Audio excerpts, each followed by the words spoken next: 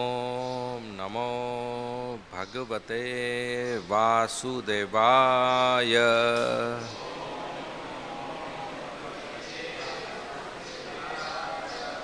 ओम नमो भगवते वासुदेवाय।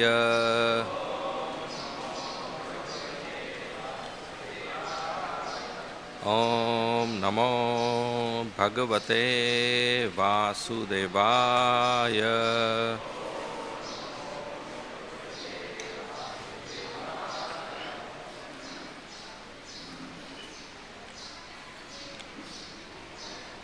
So today we are reading from Srimad Bhagavatam, Canto 10, the Samam Bonam, Chapter 86. Arjuna kidnaps Subhadra, verse number 7.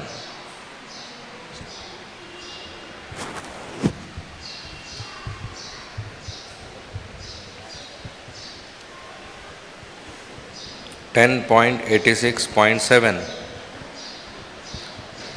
सापि तं चकमे वीक्ष्य नारीणां हृदयं गमम् हसन्ति वृदितापाङ्गी तन्यस्तहृदयेक्षणा सापि तं चकमे वीक्ष्य नारीणां हृदयं गमम् हसन्ति वृद्धापाङ्गी तन्यस्तहृदयेक्षणा सापि तं चकमे वीक्ष्य नारीणां हृदयं गमम् हसन्ति वृदितापाङ्गी तन्यस्तहृदयेक्षणा.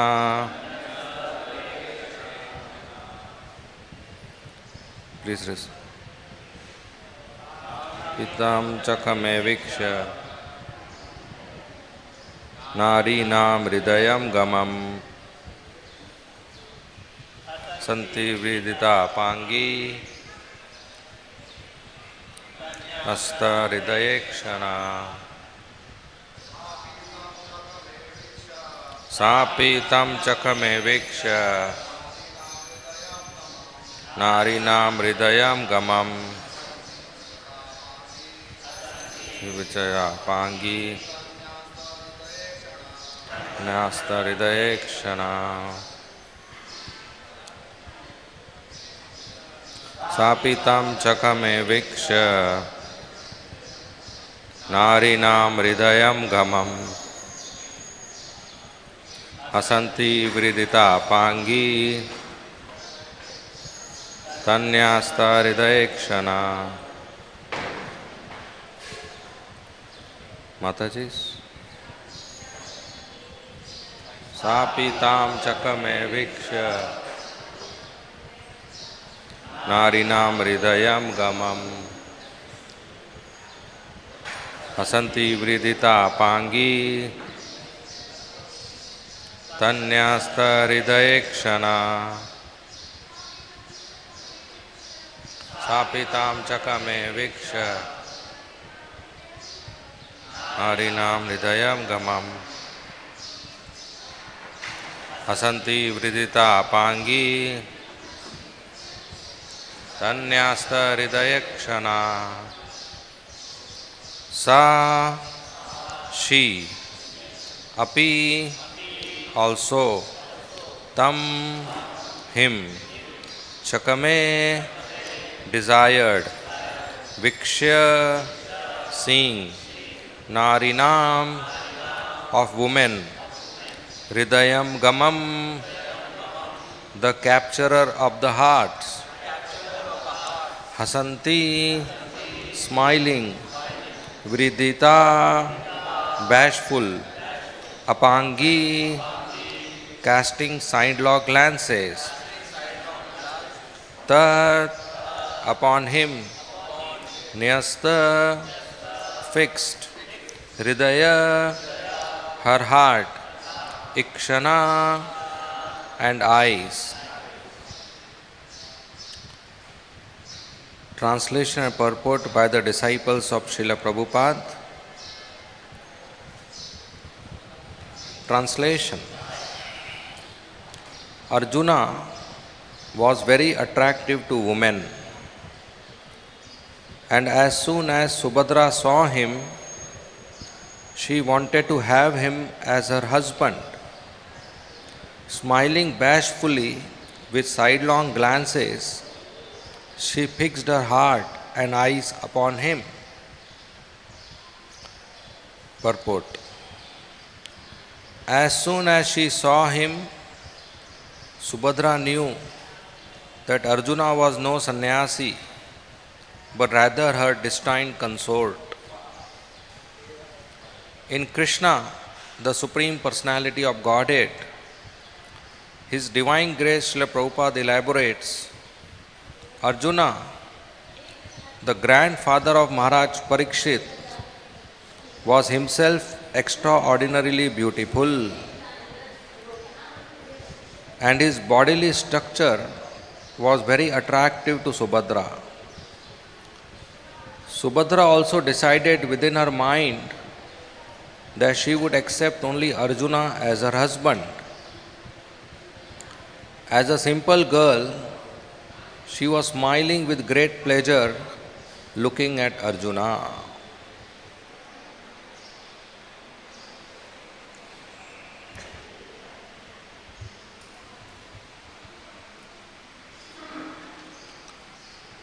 Om Agyantimirandasya Jnananjana Shalakaya Chakshu Unmilitam Yena Tasmai Shri Gurave Nama Nama Om Vishnu Padaya Krishna Preshthaya Bhutale Srimate Bhakti Vedanta Swami Iti Namine Namaste Saraswati Deve Gauravani Pracharine Nirvishesha Shunyavadi Paschatya Deshatarine Jai Shri Krishna Chaitanya Prabhu Nityananda Shri Advaita Gadadhara Srivasadi Gaur Bhakta Brinda Hare Krishna Krishna Krishna Hare Hare Hare Rama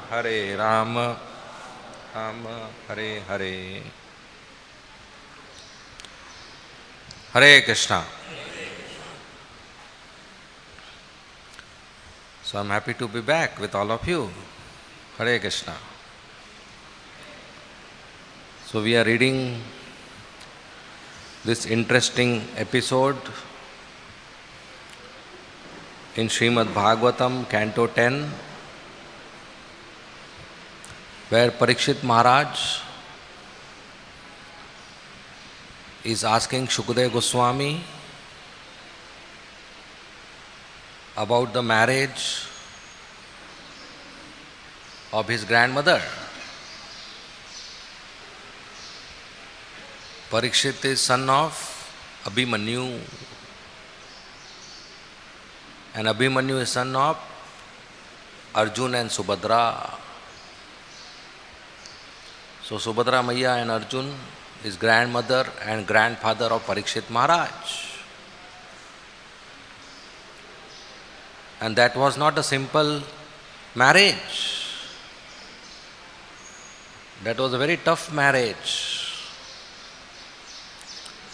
In previous chapter, one of the tough pastime was described where Krishna Balram went to Sutal Lok and got the 6 sons of Devaki back alive in a baby body. But this pastime is more tough, because here you don't have to go to against Bali Maharaj. Here Balram is against the very desire of Krishna. So how will Krishna deal with that? So Parikshit Maharaj is eager to know how Krishna dealt with this situation. When the asuras are there, Krishna, Balram are united, it works well. But when Balram is opposite Krishna, how does it work? So he is describing it here. So when Balram wanted Subhadra to marry Duryodhan, but nobody wanted, neither Subhadra wanted this, nor Vasudeva and Devaki wanted this, nor Krishna wanted this, nor everybody else wanted this in Dwaraka. Just like Rukmi wanted Rukmini to marry Shishupal, but nobody else wanted.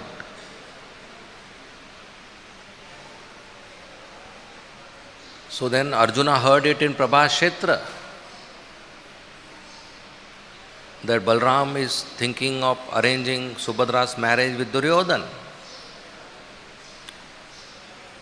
And he had an urgent SOS call with Krishna on hotline, emergency line.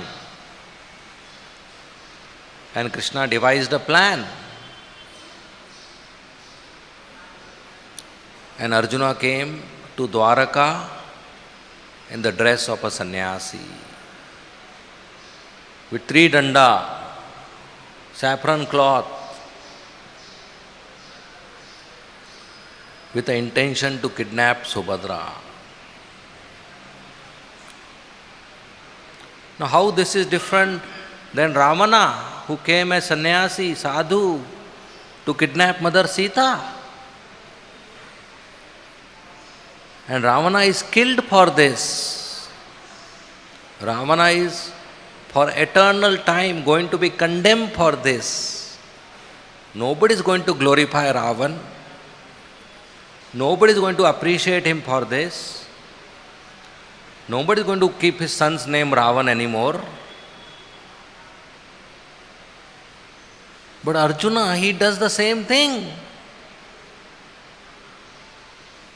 He puts on sannyas clothes, goes to Dwaraka, accepts the hospitality for 4 months, including eating in the house of Balram. And such a nice chappan bhog.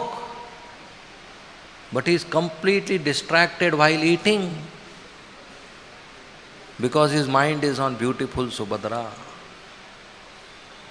And we will see he kidnaps her eventually.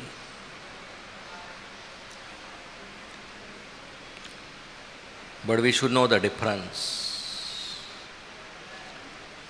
The difference is Ravana was in the mood of enjoyment. Ravana wanted to enjoy Mother Sita out of lust. Arjuna is in the mood of service. He is kidnapping Mother Subhadra for service of Krishna. Krishna is the one who has ordered this. And Vasudeva and Devaki, the father and mother of Subhadra, are okay with this. And Subhadra also is okay with this. So the biggest difference is the mood. If I am doing a devotional service with a mood of enjoyment, that is not devotional service. If I am doing a task with a mood of Krishna getting enjoyment, that is devotional service. If I am sitting here and giving a class with a mood that after the class they will realize there is a scholar among them. After the class they will become my disciples. After the class I will get some counselees today. After the class they will pay me obeisances. And I will be glorified. I will be praised. I will get some more likes on my channel. How is that devotional service? How is Krishna going to enjoy that mood? So if I give a class or lead kirtan or do a task with a mood that Krishna will be beneficiary, Krishna will enjoy, That is service. Service means the master should be pleased.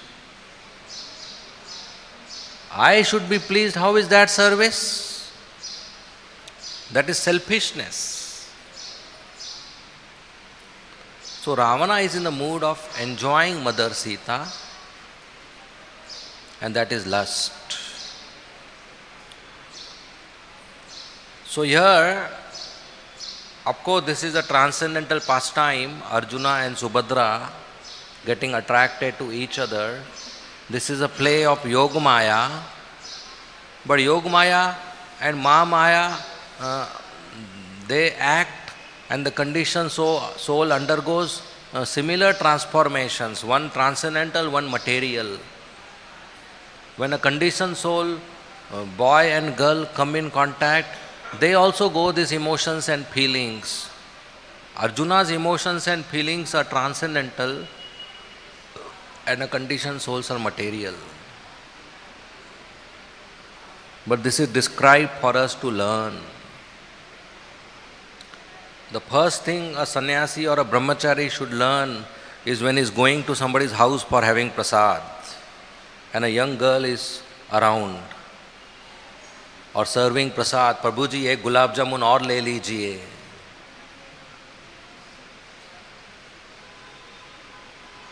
You should not see eyes, nose or something else. You should see the word T-R-A-P, trap.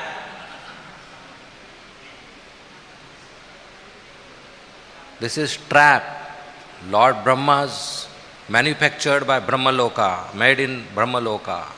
Lord Brahma has made a trap to carry an individual boy's mind away. So one should be very, very careful, better to avoid. But if you have to go for preaching, don't go alone. Go with some other devotees. The first thing is to avoid. Second is not to go alone. Otherwise the trap is very dangerous. However intelligent, however scholar, however good sadhana, however purity, however number of shlokas, and however number of years in ISKCON, nothing works. Nothing works when there is weakness. Krishna told Arjuna, lust is a formidable enemy. Enemy number one. Very powerful. So one should be very careful. Lust is the one which creates other anarthas. Our pure love for Krishna is transformed to impure lust by contact of mode of passion in material nature. Love plus passion is equal to lust. Love means an action for Krishna's enjoyment, Krishna's pleasure. Lust means intense desire for self-enjoyment. So that pure love is transformed to lust because of our desires of enjoyment. And it can be any enjoyment. If a child has intense desire for ice cream, it is lust for ice cream. If a boy has intense desire for new iPhone model, it is lust for iPhone or car. And if a male and female have intense desire to come in contact with each other, that is sexual lust. So lust is intense desire for enjoyment. So when a child has lust for ice cream, it's intense, so the child cannot keep quiet, cannot sleep, cannot be peaceful. So child will put effort to fulfill that lust.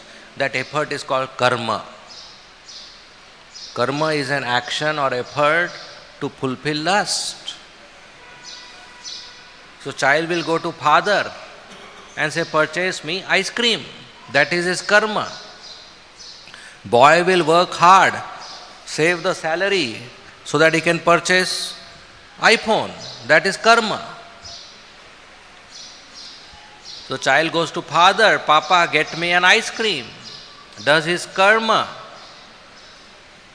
Now there are two possibilities. Either he will be successful or he will fail. Either Papa will give ice cream or not give ice cream. So if the father says, no ice cream for you today, the child will say, okay, fine, no problem. No, because the desire is intense. Lust means intense desire. So the child will raise his volume. Tears will come from his eyes. He will bang his head on the floor and say, Papa, I want ice cream. So what happened? Lust transformed to anger. When lust is unfulfilled, it further transforms in mode of ignorance to anger. And anger is danger. When anger is on, intelligence is off. So when intelligence is off, we cannot distinguish between right and wrong, good and bad. So when in angry, we may speak in high volume. We may use abusive words. We may be violent. We will disrespect elders and then regret later. So anger is good? No. So better the child gets ice cream. So when father gives ice cream, the child smiles. All the tears go back reverse in the eyes. And what does the child say to father? Thank you very much. No. He says one more. That is called greed. So when lust unfulfilled becomes anger. And when lust fulfilled becomes greed. The child thinks next day again father will give if I tell him. That is greed. And what does Krishna say about these three? Lust, anger, greed? Gateways to hell. They take us to hell because they make us commit sinful activities. All the crimes you read in the newspaper, they are because of lust, anger, greed. Take the most popular newspaper in Mumbai. Which is the most popular English newspaper in Mumbai? Crimes of India. Crimes.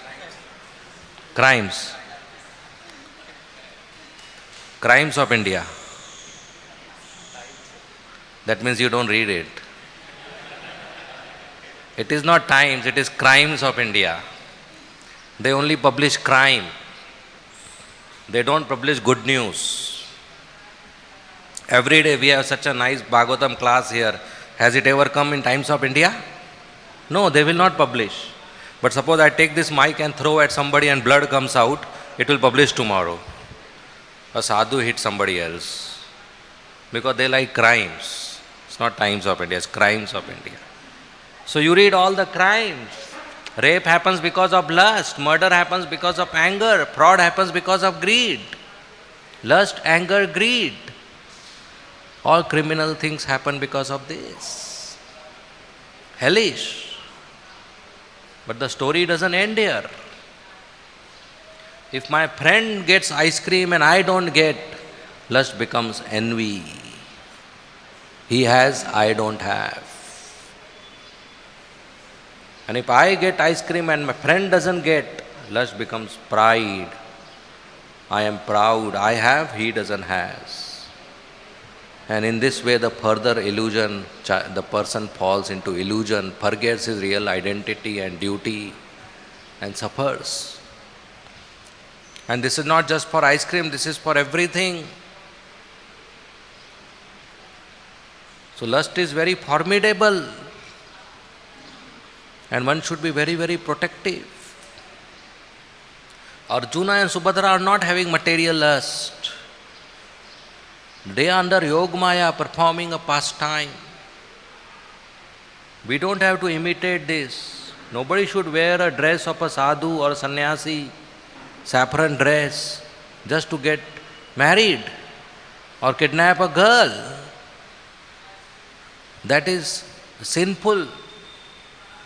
When Indra was wearing different dresses of sannyasis and kidnapping the horse in the sacrifice of Prithu Maharaj, he was condemned for this. They were about to kill Indra. Ravana is condemned for this. At the same time, we understand what Arjuna is doing is Krishna consciousness, and Krishna consciousness is beyond morality. What Arjuna is doing may look immoral. How can he wear a dress of a sannyasi with the intention of kidnapping a lady and actually do it? It's immoral. But Krishna consciousness is beyond morality. We have example of Vasudev. At dead 12 o'clock night, he takes a baby boy, Krishna, and breaks out of Mathura jail and goes across the Yamuna river like a thief, enters the bedroom of his friend's wife, Yashoda Maya, keeps his baby boy, takes the baby girl to be killed by Kamsa and comes back to Mathura. How is this moral? This is immoral. What if he was caught? What if Nanda Maharaj saw him and said, "Hey Vasudev, when did you come out of jail? And what are you doing here in my wife's bedroom?" His name would have spoiled, his reputation would have been spoiled. But he did, and he was a very good character person. Even Kamsa had faith on his words. He was a gentleman. But he did all this. He put everything at stake. Why? Because Krishna ordered him. Apparently immoral thing. Krishna consciousness is beyond ordinary morality, beyond ordinary good and bad. At the same time, we cannot learn from this pastime and imitate. We should follow our moral values, ethics, law of the land. We should not break, because especially in ISKCON we are preaching mission. And what we do reflects on the society and the spiritual master and founder Acharya Srila Prabhupada. So we should behave in a way that people are attracted to Krishna, not repelled to Krishna. Preaching means what? Preaching doesn't mean giving a scholarly class. Preaching means making people attract to Krishna. But if I speak in a way people are repelled to Krishna, that is not preaching. There was a Christian joke that a preacher in church, he died and he was at the gates of heaven. And there was a taxi driver who died. And they both were waiting for their result. So the result came and the taxi driver was sent to the topmost place in heaven. And the priest was sent to heaven, but not a very good standard. So the priest objected. He said, "What is happening? This taxi driver only drove taxi. He never came to church. He never attended class. He never did any voluntary service. He didn't pray. And he is getting a topmost position in heaven. I gave so many classes, received so many confessions, did so much voluntary service, and I am getting low standard. This is injustice." So the manager in heaven said, "Look, here we decide not based on performance, but based on results. Your performance was good, you gave lots of classes, but the results of taxi driver were better. He said, how? He said, whenever you gave class, everybody slept. Whenever he drove taxi, everybody prayed.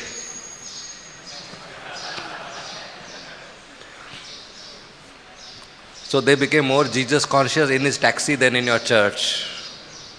He was so rough driver. So preaching is making people attract to Krishna, not repel. Once, many years before, Juhu had a big Rath Yatra. 3 Raths, Jagannath, Baldev, Subhadra, amazing kirtan, thousands of people had prasad, thousands of people on the street chanting and dancing, so many invited guests and senior sannyasis and devotees. And newspaper reporters came and they took images and captured the news. And they published front line, headline, and they put one image. What image did they put? Of Jagannath Rath Yatra, Jagannath sitting on the Rath, or some sannyasi singing, or 10,000 people eating prasadam, or brahmachari dancing, or big crowd, or pulling of Rath. They put an image of 2 brahmachari drinking Coca-Cola. Somebody on the street may have offered them. They are thirsty, they drank, no problem. But this is the image they put on the newspaper, sadhus drinking Coca-Cola. So it affects the preaching.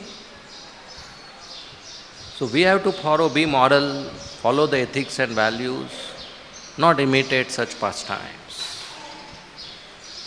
Whatever we do, it should be helpful, favorable to preaching of ISKCON, favorable to Srila Prabhupada's movement.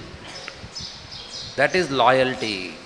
That is our duty to represent our institution, our sampradaya properly, not misrepresent.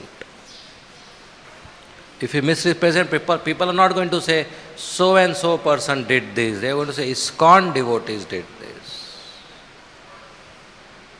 So it's going to go on ISKCON's name, Prabhupada's name.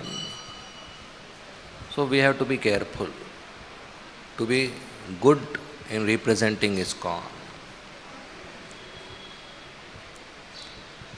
So on material side, this lust is so powerful. Lust, anger, greed, pride, envy, illusion, 6 anarthas, 6 dirty things. Anartha, artha means profit, anartha means no profit.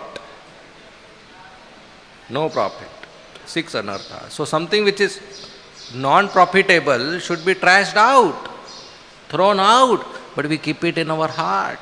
So the whole process of bhakti is to purify our heart, remove this lust, anger, greed, pride, envy, illusion.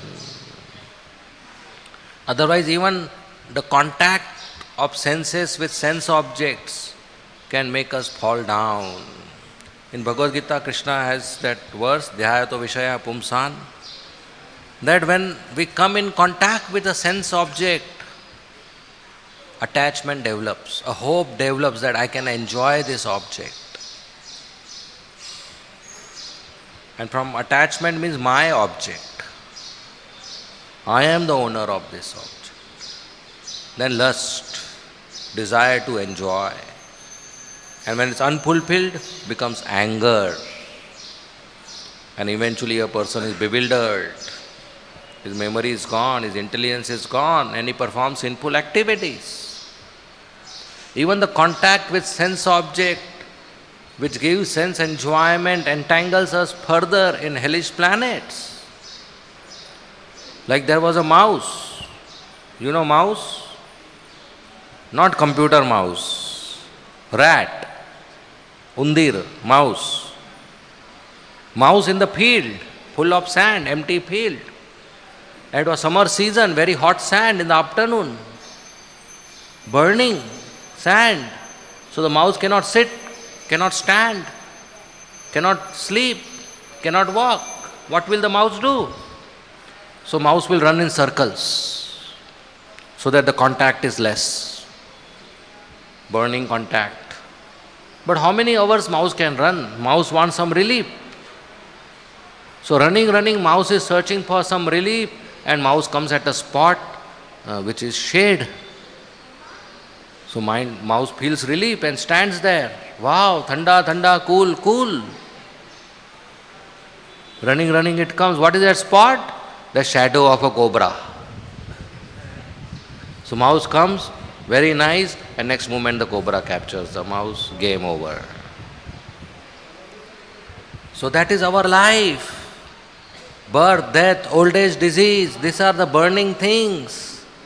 And we are running from body to body, species to species, to find some relief. And we get relief. Somebody smokes and gets relief. Somebody drinks alcohol and gets relief. Somebody gets a partner and gets relief. Somebody eats in restaurant and gets relief. Somebody goes for a movie and gets relief. Somebody goes for a walk in the park and gets relief. But every time that relief is happening, there is a cobra, karma bandhan, karma entanglement is capturing us, and our duration to stay in hellish planet is keep on topping up. So this is foolishness to try to get relief by these objects. Objects don't give relief, they only give entanglement. Objects don't give happiness, they only give miseries. We make a list, 1, 2, 3, 4, 5. If these 5 objects I purchase on the weekend from that mall, I'll be so happy. But please understand, the owner of the mall has 5,000 objects and he is not happy. How will I be happy taking 5 out of that 5,000? That doesn't give happiness. Objects don't give happiness. So only way to come out of this is to get higher taste. When we have higher taste, the lower taste goes away. Like today somebody gives you a new toy in the market, how many of us will get attracted? No. We are not kids. We have higher taste now, no taste for toys. A new gadget comes, we will get attracted. Our toys have changed. So higher taste, when we get taste in Krishna, we don't get attracted to lower things. We don't get attracted to sense objects. Today is disappearance day of Ramanand Rai. And he is one example of such higher taste. In Jagannath Puri, there is Pradyumna Mishra, a great scholarly Brahmana.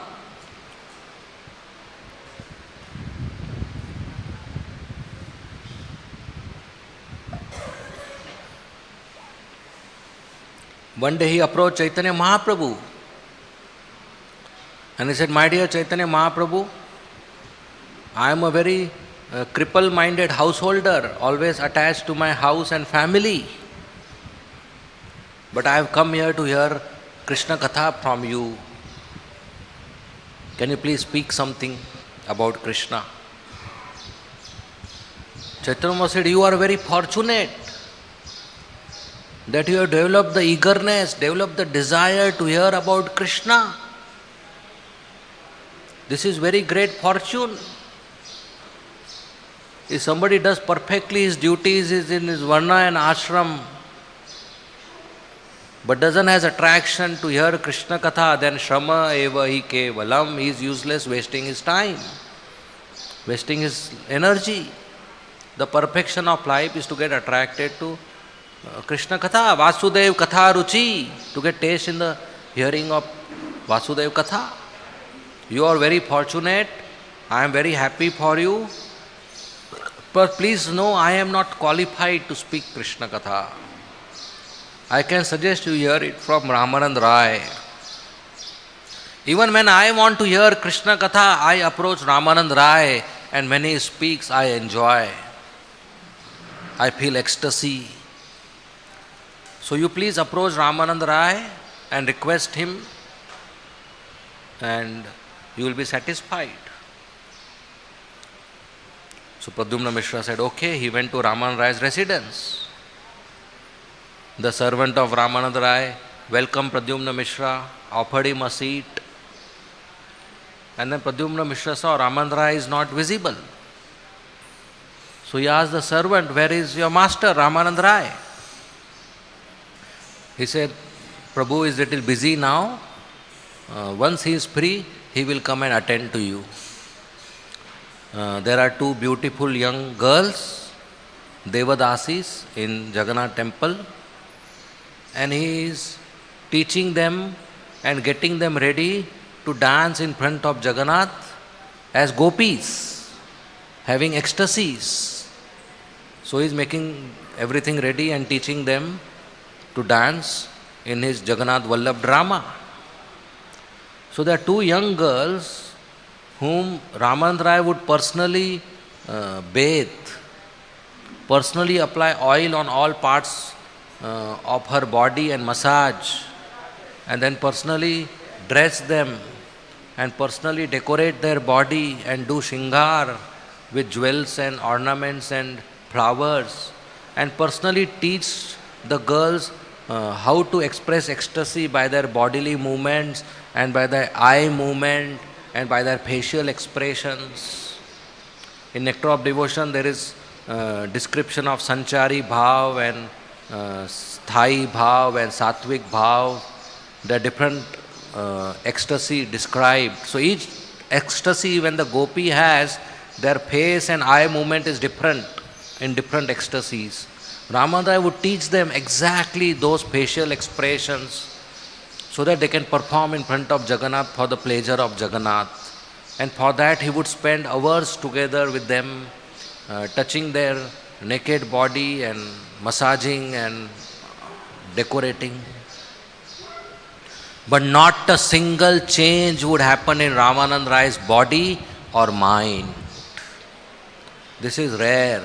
This is impossible for a man to have no change in his body and no change in his mind in contact with a young beautiful girl without clothes is impossible in material world. Some change will happen in the mind, the thought of enjoyment will come or appreciation will come. Some change will happen in the body, but nothing is happening. He is not turning his neck or moving his eyes to see their private parts. This is very rare. This is how he conquered lust. Lust is very formidable and mind is very tricky. Once I went to an engineering college and I gave a class on lust versus love. Next week when I went, one boy approached me and he said, Prabhuji, your last week's class was fantastic. It changed my life. I said, very good, what happened? He said, I was at the bus stop. One beautiful girl passed by me. I didn't even look at her. I asked, how do you know she is beautiful? So what he meant is, the girl passed and he didn't turn his neck. Generally, it's a habit of boys or girls. When somebody passes by, you turn your neck or look from your eyes. He didn't do that. That's what he meant. But see, mind is so tricky. He registered it's a beautiful girl. It's an object of enjoyment. But Ramananda Rai had no change in his mind and no change in his body. So after a few hours of this thing, he fed the girls prasadam and let them go. Then he came to Pradyumna Mishra and he paid obeisances and begged forgiveness that I didn't know you are waiting for me. I did offense of making you wait. Please tell me how can I serve you? But by this time Pradyumna Mishra was not sure what to do now, because he saw all this and he didn't understand. So he said, I just came to take your darshan and I am going now, and he left. He didn't hear Krishna Katha. Next day he went to Chaitanya Mahaprabhu. Chaitanya Mahaprabhu asked him, Mishra, how was Krishna Katha? Did you hear yesterday? He said, Mahaprabhu, I didn't hear, but what I saw I wanted to tell you, and he told him the whole thing. Mahaprabhu said, Ramananda is a very great and unique devotee. As a sannyasi, forget coming in contact with woman. Even if I see a doll of woman, or even if I hear the name of woman, there is change in my body and mind. But Ramananda is such a great personality. He comes in contact with these Devadasis, these young girls. He teaches them how to dance in front of Jagannath. He decorates their body. He massages their body. He puts oil on their body. He bathes them. And he sees their private parts and touches them. But he has no change in his body and mind. This Ramananda is so great. Because Ramananda would never think he is a male. He thought, I am maid servant of these gopis who are servant of Jagannath. And in that mood he would do this, but no ordinary person can do this. My dear Pradyumna Mishra, you are very fortunate. You go back to Ramananda Rai and pay respectful obeisances and tell him Chaitanya Mahaprabhu has sent me to hear Krishna Katha, and then he will speak to you. So Pradyumna Mishra's mind was clear now. He went back and he paid obeisances and told Ramananda Rai, I want to hear Krishna Katha from you. Chaitanya Mahaprabhu told me to hear from you. So Ramananda Rai took him to a solitary place so that nobody disturbs them. And he told, what kind of Krishna Katha you want to hear? He said, please speak to me what you spoke to Chaitanya Mahaprabhu in Vidyanagar. Very confidential Leela. And Ramananda Rai started describing Krishna Katha, and they both were in ecstasy. They started in the morning, it became sunset. They didn't eat, they didn't drink. And during the end of the day, the servant of Ramananda Rai told and reminded him, Prabhu, whole day is gone. Then he said, okay, we will end here. And in this way, Pradyumna Mishra left, and next day he went to Chaitanya Mahaprabhu. He said, I am very fortunate. I heard from Ramananda Rai. He is the king of ecstasy. He has everything, all ecstasy, all knowledge of Krishna consciousness. He himself is in so much ecstatic position. Then he told Chaitanya Mahaprabhu, there is one thing Ramananda Rai told me. He told me that whatever I am speaking, actually I am not speaking. I am only an instrument. Chaitanya Mahaprabhu is speaking. He is using my body. And that's true. A pure devotee, when he speaks, Krishna uses the body to speak. So a devotee, when we give classes or lead kirtan and the performance is good and people appreciate, we should not take credit. We should not think I gave nice class or I did nice singing. No. It's all Krishna who uses our body to help others. So we should not take credit. A devotee should be very humble. So Chaitanya Mahaprabhu said, Ramananda Rai is very humble. He doesn't want to take credit. But please know he is a very advanced soul. And he has very great good qualities. And you are very fortunate. And whenever you want to hear Krishna Katha, you should go to Ramananda Rai and hear. Even Haridas Thakur is free from lust. The young prostitute came to him to offer her body, and she was wearing short clothes and showing her body at dead night. But Haridas Thakur, there was no change in his body and mind. He kept on chanting Hare Krishna, Krishna Krishna, Hare Hare, Hare Ram, Ram Ram, Hare Hare. So it is very essential we protect ourselves from lust and other anarthas by taking shelter of Krishna and Krishna's holy name. Be busy with Krishna, Krishna's name, Krishna's Bhagavatam and Krishna's deity and service and devotees. 24 hours we should be busy with Krishna. Otherwise Maya will capture us. Taking shelter of Krishna, this Krishna conscious process which we are following is a process of purification. Whatever we do at the end, we should get purified. If our anarthas are increasing, our attachments are increasing, that means something wrong we are doing. The purpose of going to hospital is to get cured. But if the disease and pain is increasing, then how it will work? So we have to get cured, we have to get pure. So we should be ready for any surgery, any experience, so that we become pure. That's the purpose of this process. So Srila Prabhupada, we are very fortunate. Srila Prabhupada's, we are part of Srila Prabhupada's ISKCON, where so nice arrangement is there for our practice of bhakti. We don't have to put much effort. Books are there, deities are there, prasadam is there, process is there, Mangalarati is there, class is there, association is there, seva is there. Everything is there, nothing new requires, only our laziness keeps us away. So we should not be lazy, we should be very active, doing our rounds, sadhana, service, and in that way we can hope to get higher taste, we can hope to keep ourselves away from Maya and go back to Krishna. That's the purpose of ISKCON, and that's the purpose of we being part of ISKCON, to progress in Krishna consciousness. There are so many temples in the world. Why Prabhupada made few more temples?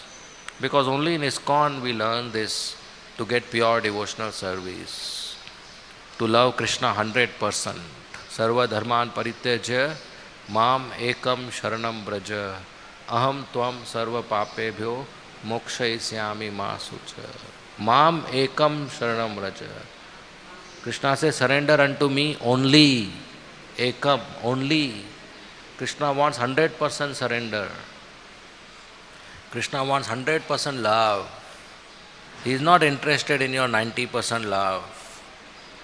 Krishna is not interested in your 99% love. And Krishna is not interested in your 99.99% love. He wants full 100%. Is that very high standard or normal standard? High? Normal. Our standard is also same. If somebody gives you a glass of water, 99% pure, 1% dirt, will we accept it? No, I want 100% pure water. I want 100% pure milk. I want 100% pure juice. So why Krishna should want 99%? That's normal standard. If a husband tells wife, I love you, 99%. 1% I love somebody else. Will wife accept it? No, her standard is 100% love. Husband wants 100% love, wife wants 100% love, Radha Rasbihari wants 99%, chalega? No. Give your 100% to Krishna. That's what ISKCON is for. Okay, we may start our bhakti not with 100%, it's a gradual progression, but we should go towards it. 100% love for Krishna. That's perfection of our life.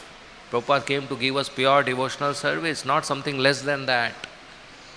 So we should not be satisfied with something less than that and stop progressing or stop growing, that okay, now everything is okay. My prasad is settled, my sleep is settled, my bed is settled. No, we have to grow further and develop 100% love for Krishna and go back to Krishna. So that's our great fortune. We have that opportunity now, let's not miss it. How many more years we will live?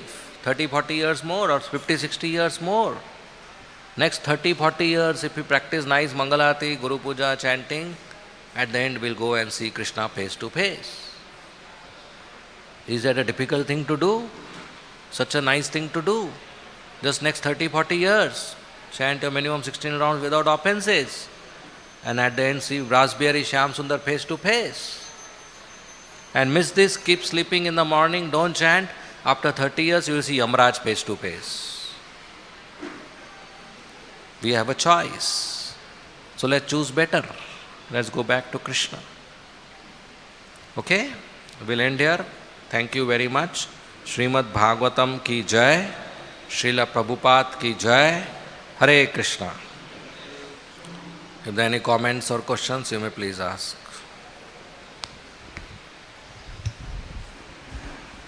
Hare Krishna. Srila Prabhupada gave concession, 70%. 70% of what? You become 70% pure, I will fill it up, remaining 30%. Okay, that's private information. There is a pastime, you know. Yeah. Anyway, my question is, what is the need? What is the purpose? Where is the need for Arjuna to do Vash like sannyas, Vesh and go? Because Krishna and other, even Bhishma also, they just went and kidnapped.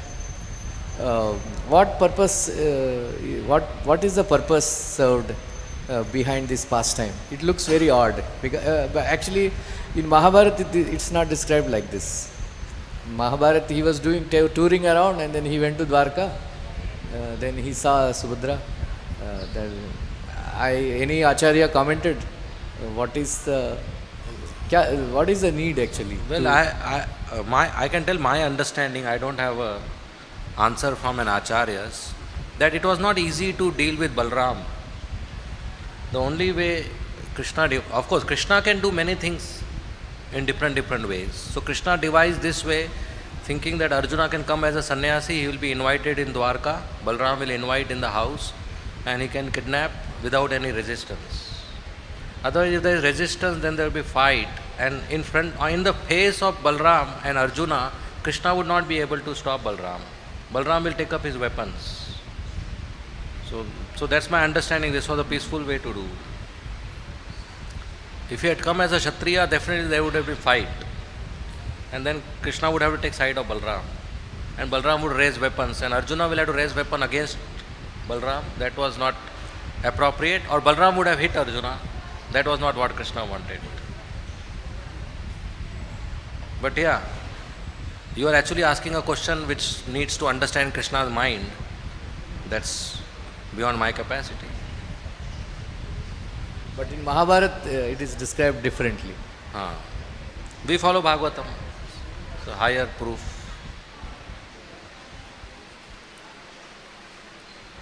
Next question.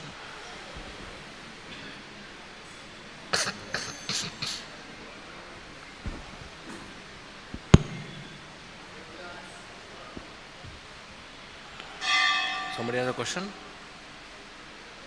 Okay, we end here. Thank you very much. Srila Prabhupada ki jai. Hare Krishna.